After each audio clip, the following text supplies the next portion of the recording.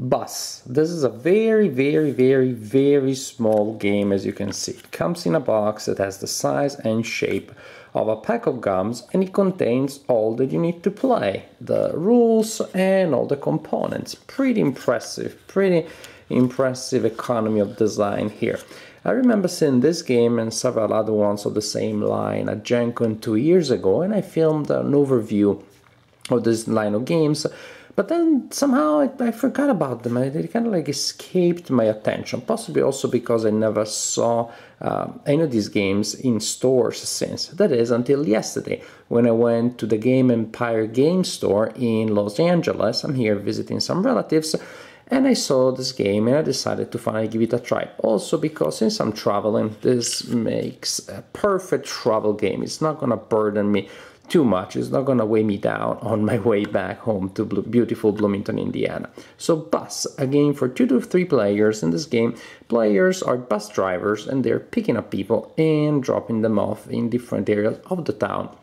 And they will score points for doing that at the end of the game. Again, everything comes in this box here. You have the rule sheet, very short and also very clear, and it's pretty small font, and I can tell already there is quite a bit of game in here. Don't be fooled by the very small box. There's more game in here than in a lot of games in my collection that come with much bigger boxes. You will find a set of tiles representing different sections of roads. You shuffle them together and you place them in this configuration here, forming the grid of the town. Then each player will have a bus such as this one, and you place it on the board in one of these areas here that contain the bus indication. Then in the game you also have a deck of cards representing the passengers that you will be collecting, picking up and dropping off. Each card has 2 passengers of different colors. Unfortunately, they are not marked in other ways. That means that the game is not friendly at all to colorblind people, and actually even for people that can tell colors apart, the red and the purple are not very well differentiated, neither on the cards nor on the dots on the grid. In any case, these cards each shows 2 passengers of different colors, also the number of victory points that the card is worth if you drop off both passengers, and also the speed, the maximum speed. During the game you will collect several of these cards and you will place them on your side of the board. Suppose I'm sitting here, I'm that player, I'm sitting here, and here I'm placing the cards that I collected and that represent the passengers that I need to drop off. You will collect these cards on that area there. When you collect a card, you can choose one of the 2 cards that are there face up, or draw one from the deck. If you collect one of those, it is immediately replaced. So when I place cards here and then I move around the city, my maximum speed is equal to the lowest speed on the cards of the characters that I'm trying to drop off. For example, if I have these 2 cards in my play area, you see a 2 and a 3, my maximum speed now is 2. If later I drop off all the passengers, I remove this one from my in progress area, now my maximum speed is 3. So I can move up to that amount. So your speed will change during the game. It doesn't change during a turn. So if you drop off passengers and that changes your maximum speed, that will only take effect starting from next turn. So when it is your turn, you simply move your bus by a number of adjacent tiles up to your maximum speed. If you end your movement in an area that has the bus indication, then you collect a card, again from there or from the deck. If you end in an area with a dot of a passenger that you have, or simply move through it, then you're dropping off that passenger. For example, I spend 1 movement point, I get here, yellow dot, then I can drop off these 2 passengers. But how about the other 2 passengers that I still have on my bus? Well, when you sit in front of the grid, you designate half of the edge of the board that is facing you as the area where you place your in-progress cards. That is, the cards containing the passengers that you have on your bus and haven't delivered yet, haven't dropped off yet. And then the other half you designate as the area where you place the cards that you completed. So right now, by moving there, you drop off the 2 yellow passengers. Of course, you can only drop them off in the matching area. So what I do, I'm going to turn the cards and I'm going to place them in between my 2 areas. Now the yellow characters are on the side that I dropped off, and then these are the ones are still on the bus and I still need to drop them off. Next turn, for example, using my speed of 2, I'm going to do 1 and 2. Now I just stopped at the light blue area. Now both of the passengers on this card have been dropped off, so I place them here and this card stays here. When I later move on to or through the red location, then I scored this one too. And it's as simple as that. It's a very simple, but very smart way of keeping track of who is where in the game. Waiting at the bus stop, on your bus, or happy at home after you drop them off.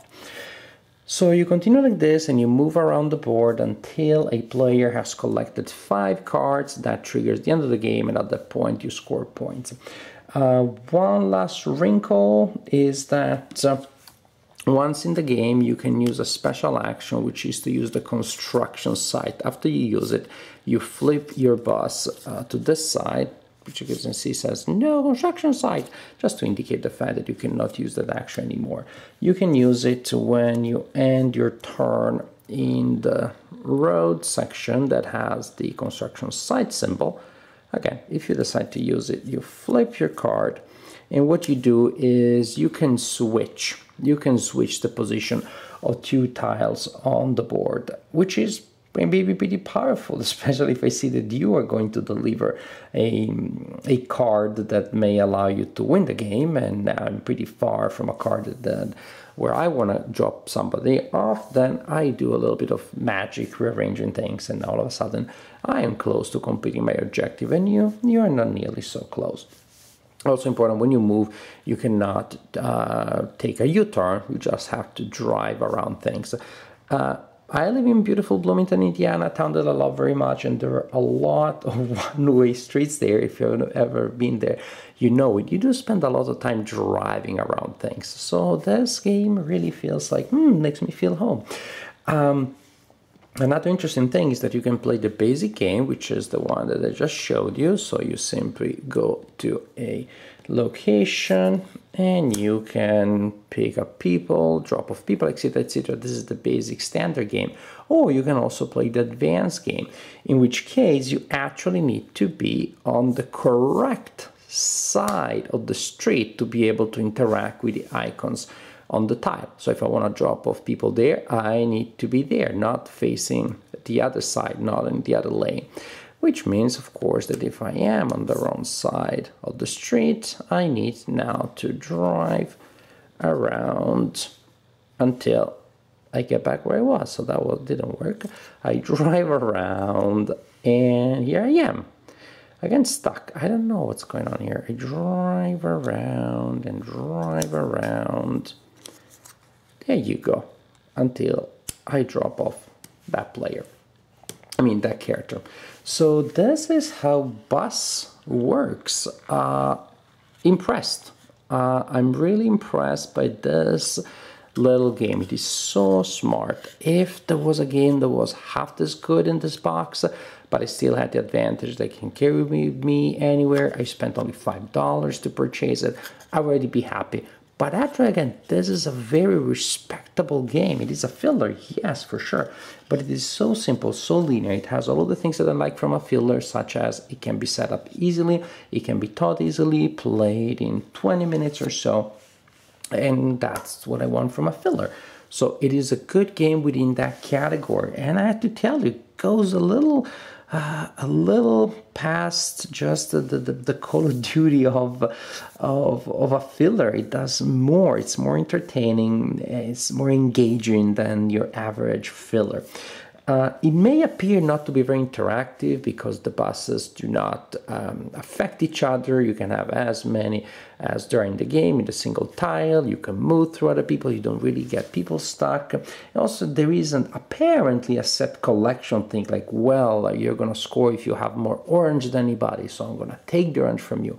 However, it is a crypto set collection game because, of course, you're much more efficient if, in fact, you are collecting cards with matching characters so that with a single trip you get to deliver multiple passengers. So in that sense it's a set collection because you're going to score more points, and in the game earlier, if you manage to get a lot of passengers of the same colors, in that sense there is interaction. In that sense there is indirect competition for limited resources, because there may be cases in which you want to take a card, mainly because you don't want the opponent to take it, and then to have a very good, very efficient trip to a certain location, dropping off a lot of people. I also like the fact that, like in other games of this kind, you can kind of manipulate the length of the game. So maybe delivered, I completed a couple of cards that gave me a lot of points. Now I'm gonna rush as much as possible just to pick up and deliver a couple of cards, just because I want the game to end easily and quickly before the people can catch up. It has that element which I usually like, and it doesn't have the problem that some of these games with this mechanism have, or the snowball effect that is pretty much once I have 3 cards out of 5, then it's so easy and automatic for me to collect the rest that pretty much the first player to collect 3 is also going to be the first player to collect 5 and to win the game. No, it's not necessarily that easily, both because of the switching, both because you mess up, especially if you're playing the advanced game, because you mess up your position on the lane and you're like, ah, darn it, I had to drive around a lot now before I figure out how to do the very simple thing that I thought happened. So there are a couple of things to consider to really make the game interesting. There are just more decisions, more little elements to consider than I imagined at first. So I'm very pleased with my purchase. I'm very pleased with Bus. This is the first game in this line that I try. I'm very, very pleased with my purchase. I had fun playing the game, and I don't think it's going to be the last game in this line that I'm going to try. Bus, give it a try. The perfect travel game and a really fun, light game in its own.